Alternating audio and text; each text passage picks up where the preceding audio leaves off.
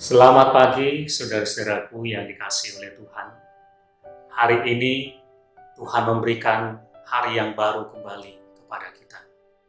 Kita bersyukur bahwa kita dipercaya oleh Tuhan untuk melanjutkan hidup kita. Saudara-saudara, saudara pernah mendengar kata berhala? Berhala? Apa itu berhala? Ketika kita mendengar kata berhala, mungkin yang muncul dalam pikiran kita adalah sebuah patung yang disembah, atau mungkin jimat yang disimpan oleh seseorang. Atau yang namanya berhala itu adalah sebuah benda yang dianggap punya kekuatan-kekuatan tertentu. Mungkin itu bayangan kita. Saudara, Tuhan membenci berhala itu. Karena dengan berhala itu, orang menduakan Tuhan.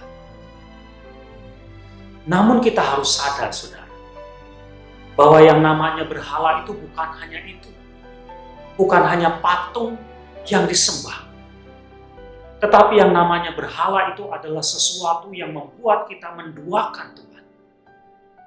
Yang namanya berhala itu adalah sesuatu yang membuat kita mengabaikan Tuhan. Berhala itu membuat kita menganggap Tuhan itu tidak penting. Berhala itu seperti dalam tanda petik kita punya Tuhan yang lain. Dan itu bukan hanya patung. Berhala itu bisa berupa harta, bisa berupa keluarga, hobi, kesenangan-kesenangan kita, jabatan, pekerjaan-pekerjaan kita, atau apa saja yang membuat kita menduakan Tuhan, atau yang membuat itu seperti menjadi Tuhan yang lebih penting dibanding dengan Tuhan yang kita sembah.